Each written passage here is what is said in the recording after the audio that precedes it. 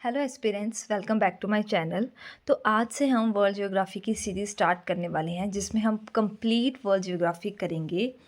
Daily की एक theoretical video then question practice video साथ में आया करेगी। ठीक है। अगर आप इंडियन ज्योग्राफी की वीडियोस देखना चाहते हो तो वो ऑलरेडी मेरे चैनल पर अपलोडेड हैं। तो अब हम स्टार्ट करते हैं ज्योग्राफी से। तो ज्योग्राफी ग्रीक वर्ड है जो दो वर्ड्स के कॉम्बिनेशन से बना है, जियो प्लस ग्राफी। जियो का अर्थ है पृथ्वी और ग्राफी का अर्थ है वर्णन। ठीक है। तो जियोग्राफी जो शब्द है सबसे पहले जो यूज़ किया था वो किया था इरेटस्थनीज ने। ठीक है। और जियोग्राफी के पिता भी किसे माना जाता है? इरेटस्थनीज को। लेकिन कुछ विद्वानों के अनुसार जो जियोग्राफी को हिंदी में क्या बोलते हैं? भूगोल ना। तो कुछ विद्वानों के अनुसार भूगोल का पिता किसे बोलते हैं? हिकेटियस को। तो मेन तो वैसे हमारा यही है, अगर आपको ये ऑप्शन में आपने प्रायोरिटी इसी को ही देनी है, लेकिन अगर ऑप्शन में नहीं है तो आप कौन सा टिक करोगे? हिकेटियस को। ठीक है।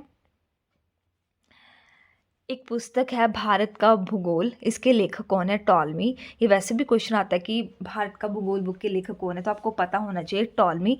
इसमें इसकी पूरा भारत की जियोग्राफी के बारे में बताया गया है। और जो टॉलमी है इन्होंने विश्व के मानचित्र पर भारत को सबसे पहले दर्शाया था। जो विश्व के मानचित्र मतलब कि जो भी पूरा वर्ल्ड का मैप था उसमें इन्होंने सबसे पहले भारत की लोकेशन बताई थी, कहाँ कैसा है भारत, कहाँ पर है। ठीक है। तो सबसे पहले विश्व के मानचित्र पर भारत को किसने दर्शाया था? तो इसका राइट आंसर आएगा टॉलमी ने। ठीक है। आज जितने भी पॉइंट्स मैं आपको डिस्कस करूँगी वो सारे ही इंपॉर्टेंट हैं। नेक्स्ट, मानचित्र के निर्माता। मानचित्र यानी मैप, उसके निर्माता कौन है? एनेक्सिमेंडर। अब इनको मैं याद करने की, जैसे आपको पता आपने मेरी वीडियोस देखी होंगी, मैं आपको याद करने के साथ में ट्रिक्स बताती हूँ। तो इसको याद करने की ट्रिक ऐसे है, मानचित्र एम मान, यहाँ पर भी मैन मान, दोनों वर्ड्स राइम कर रहे हैं। तो मानचित्र के निर्माता क्या होता है? कौन है? एनेक्सिमेंडर। ठीक है। विश्व ग्लोब के निर्माता मार्टिन बेहम। ठीक है। बेहम मार्टिन कौन? विश्व ग्लोब के निर्माता। नेक्स्ट, परिस्थिति तंत्र, जिसको इंग्लिश में क्या बोलते हैं? इकोसिस्टम। शब्द का प्रयोग करने वाले फर्स्ट पर्सन कौन थे? वो थे एजी टॉन्सले। ठीक है। परिस्थिति तंत्र जिसको क्या बोलते हैं? इकोसिस्टम। इसका वर्ड का सबसे पहले यूज़ किसने किया? एजी टॉन्सले ने। और परिस्थिति जिसको इकोलॉजी बोलते हैं, शब्द प्रयोग करने वाला फर्स्ट व्यक्ति कौन था? अर्नेस्ट हैकल। अब इन दोनों में कन्फ्यूज़न हो सकती है कौन था, तो एक आप याद कर लो, सेकेंड आपको ऑटोमेटिकली याद हो जाएगा। जैसे यहाँ से हम ये याद कर लेंगे, हैकल से वर्ड आएगा हैक। तो हम स्टूडेंट्स हैं तो हम क्या करेंगे? कोई बुक ही हैक करेंगे ना। तो इकोलॉजी की बुक का आपने सपोज करो हैक कर ली, तो यहाँ से आपको पता चल जाए इकोलॉजी जो है शब्द प्रयोग करने वाला व्यक्ति कौन था? हैकल, अर्नेस्ट हैकल। ठीक है। नेक्स्ट है भूगोल से संबंधित पुस्तकें। सबसे पहली पुस्तक है आर्यभट्टम। इसके ऑथर कौन है? आर्यभट्ट।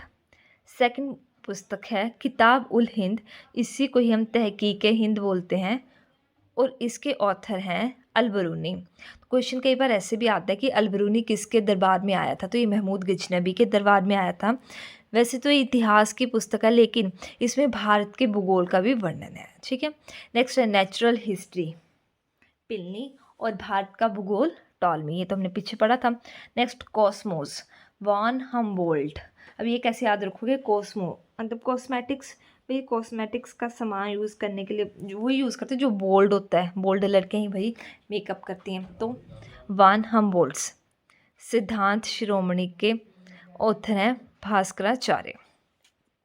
ठीक है। नेक्स्ट, ब्रह्मांड। ब्रह्मांड यानी कि यूनिवर्स। ब्रह्मांड का जो अध्ययन है उसको बोलते हैं कॉस्मोलॉजी। ठीक है। और विश्व ब्रह्मांड दिवस का, ये आपको छोटी छोटी इन्फॉर्मेशन है, ये साथ में ऐसे लिंक करके याद रखनी है। विश्व ब्रह्मांड दिवस कब मनाया जाता है? तो ये 14 अप्रैल को मनाया जाता है। अब ब्रह्मांड के लिए अवधारणा है, थ्योरीज हैं। तो दो थ्योरीज हैं, जियोसेंट्रिक और हेलोसेंट्रिक। जो जियोसेंट्रिक थ्योरी है वो टॉलमी ने दी थी, और हेलियोसेंट्रिक थ्योरी है वो कोपरनिकस ने दी थी। ठीक है। अब जियोसेंट्रिक, जियो मैंने आपको बताया था पृथ्वी के लिए यूज़ करना है। तो जियोसेंट्रिक में क्या है? उसने पृथ्वी अंदर और बाहर क्या बोला कि ब्रह्मांड है।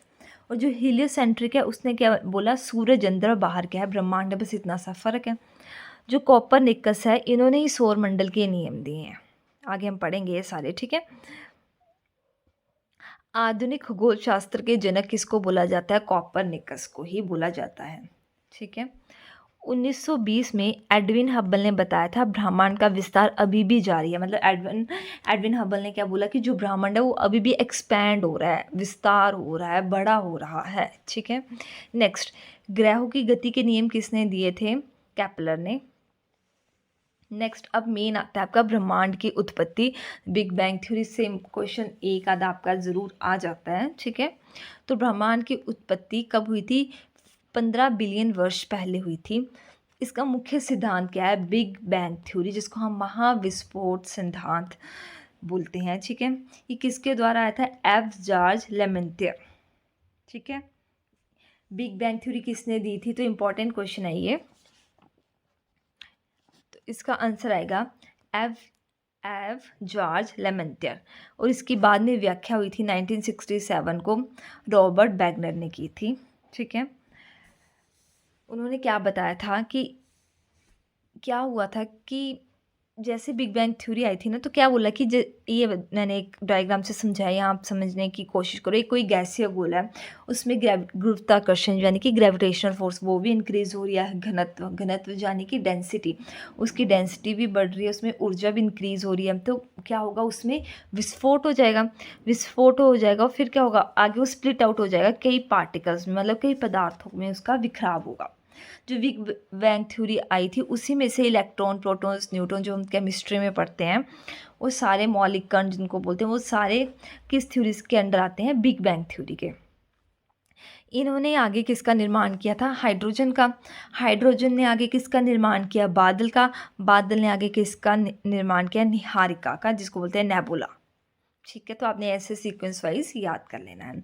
मेन है कि बिग बैंग थ्योरी के किसके द्वारा दी गई, तो एफ जॉर्ज लेमेंटियर, और इसकी बाद में व्याख्या की थी रॉबर्ट वैगनर ने। नेक्स्ट,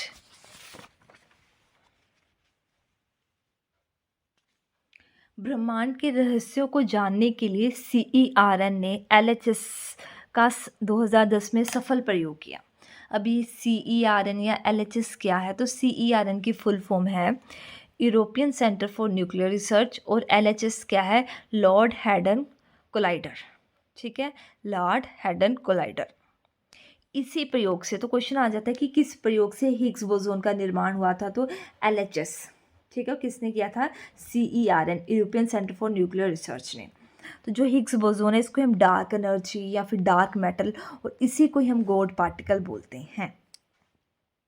बोसोन थ्योरी किसने दी थी, तो ये दी थी सत्येंद्रनाथ टैगोर ने। और important, very very important question, ब्रह्मांड का व्यास कितना है, ठीक है। तो इसका व्यास है 10⁸ लाइट ईयर। तो बिग बैंग थ्योरी क्या कहती है, बिग बैंग थ्योरी के अनुसार ब्रह्मांड का विस्तार लगातार बढ़ता जा रहा है। इसके बारे में नासा ने 2001 में मैप की खोज की। अब ये मैप वो नहीं है जो हम ड्रॉ करते हैं, तो मैप क्या है, ये है माइक्रोवेव एंड आइसोटोपिक प्रोब। वही सबसे पहले हमने पढ़ा था कि 1920 में भी एडविन हबल ने ये बोला कि ब्रह्मांड का विस्तार हो रहा है, ब्रह्मांड का, तो यानी कि यूनिवर्स एक्सपैंड हो रहा है। इसने भी बिग बैंग थ्योरी भी यही बोल रही है कि एक्सपैंड हो ही जा रहा है। तो ये पहली बात आपको थोड़ा सा नासा के बारे में बता देती हूँ। कई बार ऐसे जीके में या फिर स्टैटिक जीके में ये क्वेश्चंस आ जाते हैं। तो जैसे नासा की फुल फॉर्म क्या है, national aeronautics and space administration. Headquarter कहाँ पर है, वाशिंगटन DC में। गठन कब हुआ था, 29 जुलाई 1958, और फाउंडर कौन है, आइजनहावर, ठीक है। इसमें एक टर्म आती है, आपने इसकी सिर्फ फुल फॉर्म देखनी है, WMEP, Wilkinson microwave anisotropic probe.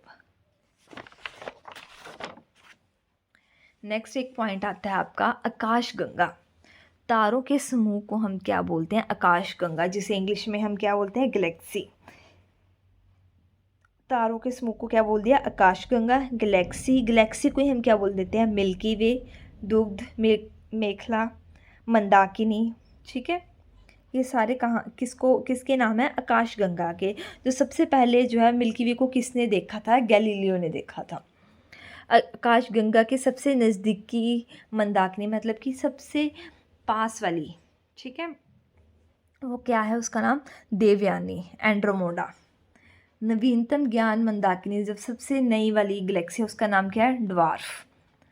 Aryan nebula क्या है, हमारी आकाशगंगा के सबसे शीतल एवं चमकीले, जो सबसे ब्राइटेस्ट तारे का ग्रुप है ना, उसको बोलते हैं आर्यन नेबुला। नए वाले न्यू जो लेटेस्ट नोन है उसको बोलेंगे डिवार्फ।